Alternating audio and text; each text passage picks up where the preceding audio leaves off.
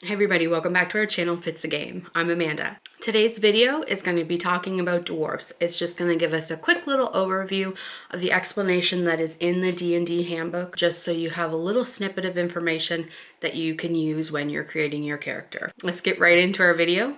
Dwarfs, here we come. Bold, hardy, broad, and compact, usually standing under 5 feet tall, but can weigh nearly as much as a human who stands 2 feet taller. They can live up to be around 400 years old, so the oldest living dwarves remember a very different world than some races who have a shorter life expectancy. Basically, if you have a 400-year picture of something as opposed to a 100-year picture of something, it's going to be broader. You're going to remember bigger things and less of like small little events. So they just kind of have a different view on the world than maybe somebody who lives not as long. They're solid and endearing, like the mountains that they love. They respect traditions of their clan, tracing their ancestry back to the youth of the world. And they don't abandon those traditions lightly. They show devotions to the gods of dwarves, who uphold the ideals of industry, labor, skill in battle, and devotion to the forge. They're determined and loyal and true to their word, and decisive in their actions, sometimes to the point of stubbornness. Most have a strong sense of justice and are slow to forget wrongs done to them. Usually with dwarves, if you mess with one, you mess with the entire clan. So rather than just one dwarf seeking vengeance, they can have a whole clan behind them. There's more about clans and kingdoms on page 19 of the player's handbook if you wanted to read more about that. But one of the biggest takeaways that I found with it was, for dwarves, being clanless is the worst fate that can befall a dwarf. So it just goes to show you that being part of a clan, kind of like being part of a community or a family, is super important to them. They don't want to be a loner on the outside. Some become mercenaries or bodyguards, highly sought after for their courage and loyalty. Something of note that I found when I was reading through was something that was mentioned under the names section. It says that names are granted by a clan elder in accordance to tradition.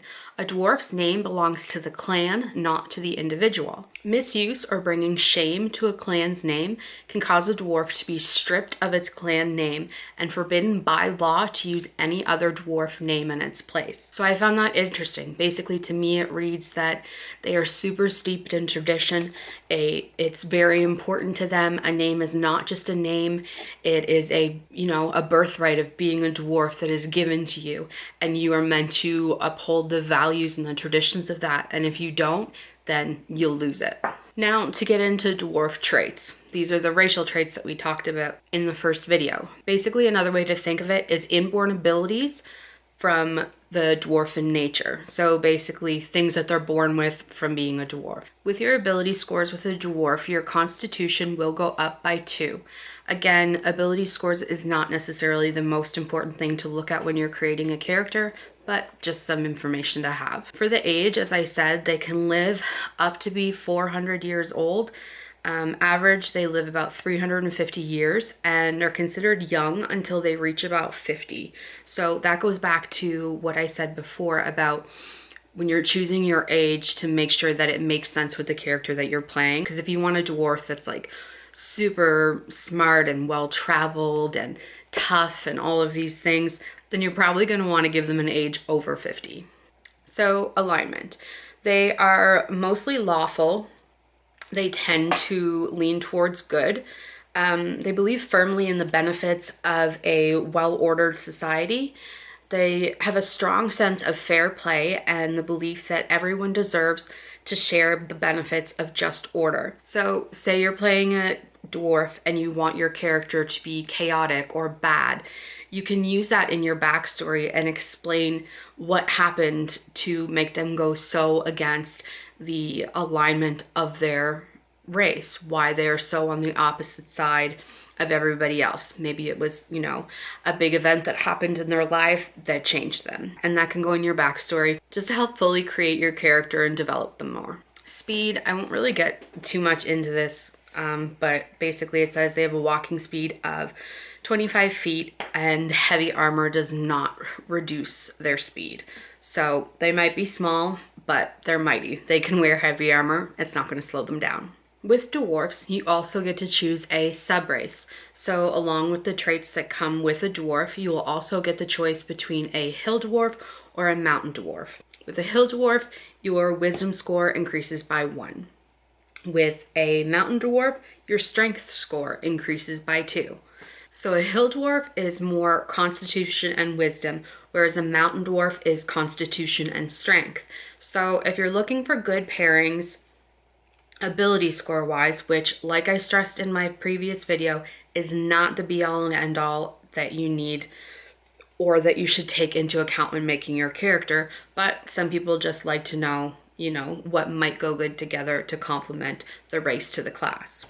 So a good choice for the hill dwarf might be a cleric because wisdom is one of their main stats. So the fact that a hill dwarf gets +1 to their wisdom, that would benefit a cleric. For a mountain dwarf, they are more constitution and strength. So things that could be good for them are a barbarian or a fighter because they do focus a lot on strength. So basically, a dwarf gets all the benefits and traits of being a dwarf, and then the subrace gets the benefits of each subrace. So the hill dwarf and the mountain dwarf would play different than each other, but you can read more about this when you're setting up your character. Just know that if you pick a dwarf, you're picking a dwarf, and then you're also picking a subrace of either a hill dwarf or a mountain dwarf. So that's pretty much all I have on the dwarfs. Basically, from my perspective, what I read and how I took it is the dwarf might be small in stature, but they are mighty, they are strong, they are sturdy, and they are tough. They like order, they like things to go the way they're supposed to, they lean toward being good, but obviously you can create your character any way you want.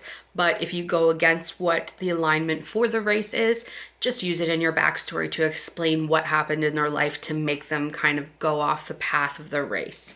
So I hope I was able to give you a little bit more information on dwarves that you can use when you're deciding what you want to be when you're playing your game of Dungeons and Dragons.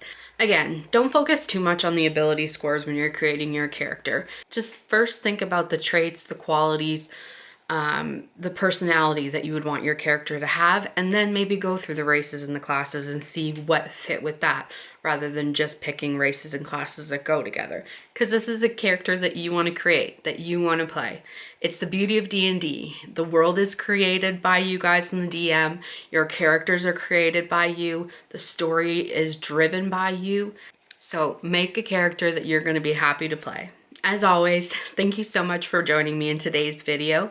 If you haven't already, make sure you hit that subscribe button and turn on your bell notifications so that you're always kept up to date when Fits the Game posts new videos.